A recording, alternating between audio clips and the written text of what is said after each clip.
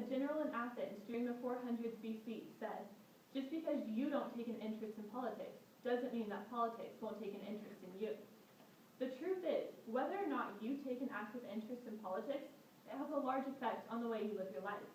Not only do politics affect you, but there's an overwhelming number of American citizens who are ignorant in political matters. Regardless of their ignorance, these people are allowed to vote on issues that affect you personally. That is why I'm here to persuade you that American citizens should be required to pass a test before registering to vote. Many of you are probably wondering why America would restrict its voting rights when as a nation we fought long and hard to ensure equal voting for all people. However, my intention is not to digress politics, but rather to test all Americans equally and to create educated voters. I've done research by reading numerous articles and journals and watching videos and documentaries pertaining to this subject. I am also a registered voter and have participated in a presidential election. I believe that Americans should be required to pass a test before registering to vote in order to increase the number of educated voters in America. Ignorant voters influence politician strategies in a negative way. This is caused by a lack of education resulting from apathy. In order to solve this, I believe that registered voters should be required to pass the naturalization test in order to vote. Let's begin with the problem. Ignorant voters influence politician strategies in a negative way. Politicians focus much of their time and attention on ignorant voters who are easily persuaded. There is a theory known as the coin toss theory, which states that ignorant voters are like a coin that is tossed. Their decisions are random, but they're equally split, so they cancel one another out. However, as Christy Clark from Weekend America explains, this theory has flawed logic. She states that voters are more like sitting ducks. Uninformed voters are not divided 50-50 on one side or the other. They are up for grabs, practically begging to be taken advantage of. Because of this, politicians are not expected to be honest, only to grab the attention of their voters. In the documentary The Persuaders, Bob Garfield states, "By and large, advertising is essentially truthful, except for political advertising, which year after year gets worse. It's just the artful assembling of nominal facts into hideous, outrageous lies. And it is the fundamental venue for political discourse in history. It's an abomination." Educated and elite politicians also receive a bad reputation due to ignorant voters. In his article, "Don't Let Ignorant People Vote," Granderson states, "One of the counterproductive byproducts of having our political system hijacked by campaigns obsessed with ignorant voters is that the word elite has been saddled with terrible public relations." He goes on to explain, "The founding fathers were not a bunch of average Joes with gripes about England. They were elite thinkers and philosophers. James Madison attended what is now Princeton. John Hancock went to Harvard. Thomas Jefferson enrolled at the College of Whitman and married when he was 16. Today it seems the more education a candidate has, the harder he or she has to work to distance themselves from it." Ignorant voters are also influenced by emotion. John Lehrer used results from scientific experiments that linked emotions and political views to determine the following. He explained, "Instead of basing our votes on a careful analysis of issues, we make political choices via emotion and intuition, which leaves us vulnerable to all sorts of biases, frames, and fleeting associations." Now that we recognize why ignorant voters have a negative impact on American politics, let's examine what causes this problem. I believe the cause is that there is a lack of educated voters resulting from apathy. According to Matthew Tolliver, this lack of knowledge is evident in several areas.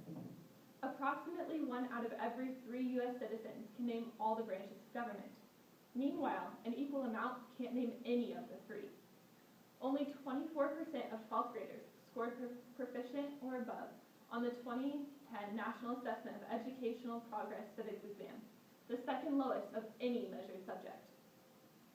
A survey of 1,000 New York voters conducted from July 24th to July 8th found the following.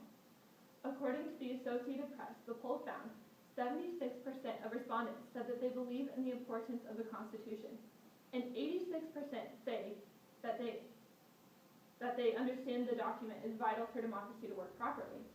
But most acknowledged that their own knowledge of the Constitution came up short, with only 16% saying they were very familiar with the document. Not only are people uneducated, but they don't care about voting. Most Americans are dissatisfied with current government, as a poll in Harvard Political Review found.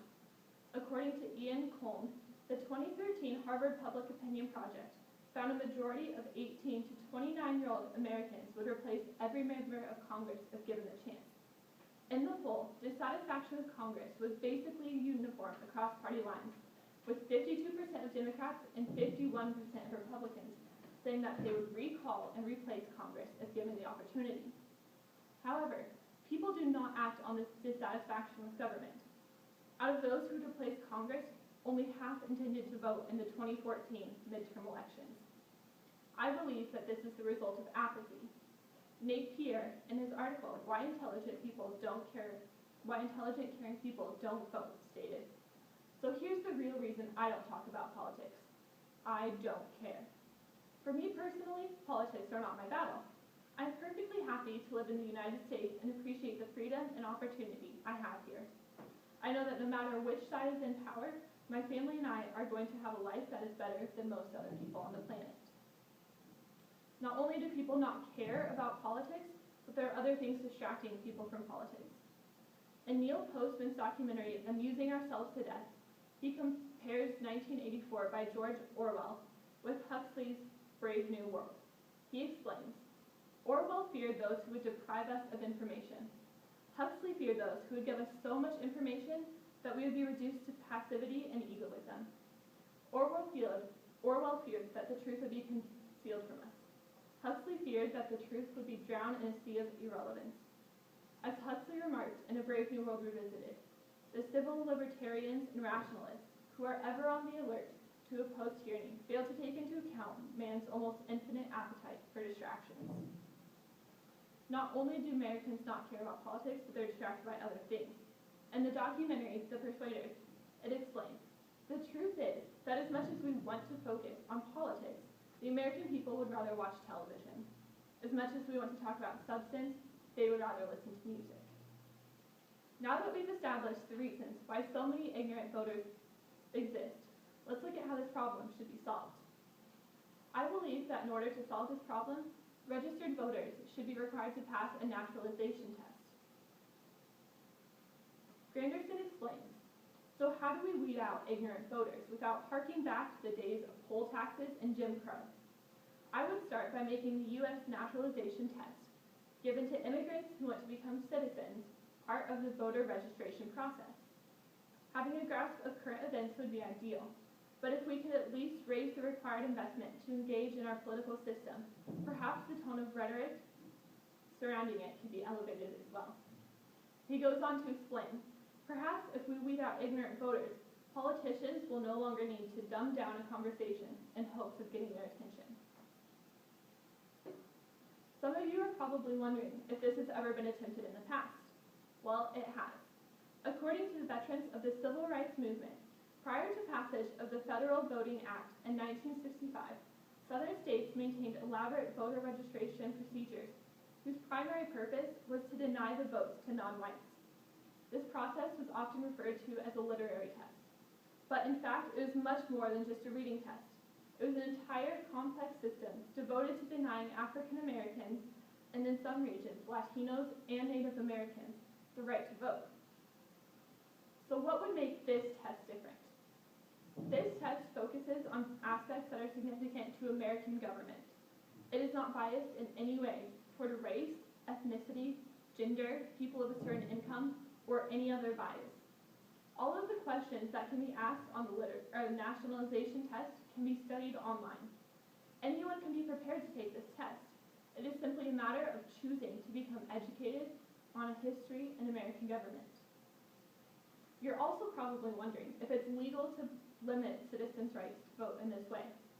According to Granderson, while the Constitution lists the reasons why a citizen cannot be denied the right to vote, it does not explicitly state that it is a federal right.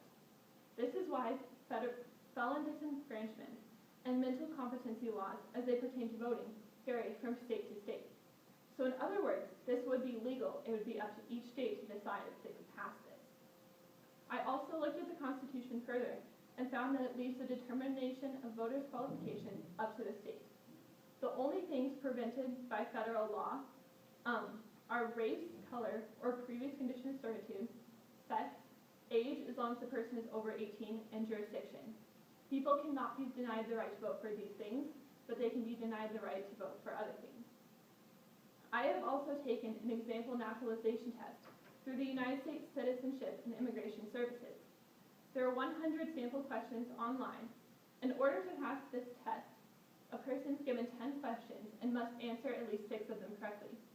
I can attest from my personal experience that these questions cover basic issues of American government and politics and geography. In conclusion, I have educated you on the following: the ways in which ignorant voters influence politician strategies in a negative way. This ignorance of voters was caused by a lack of education resulting from apathy, and that the solution is requiring voters to pass the naturalization test. Hopefully, I have persuaded you that American politics would benefit from requiring its voters to be educated on the basic aspects of government. Voting should be viewed as a privilege, not a right. Whether or not this law is ever put in place, you owe it to your country to educate yourself before voting for the future of America as a whole.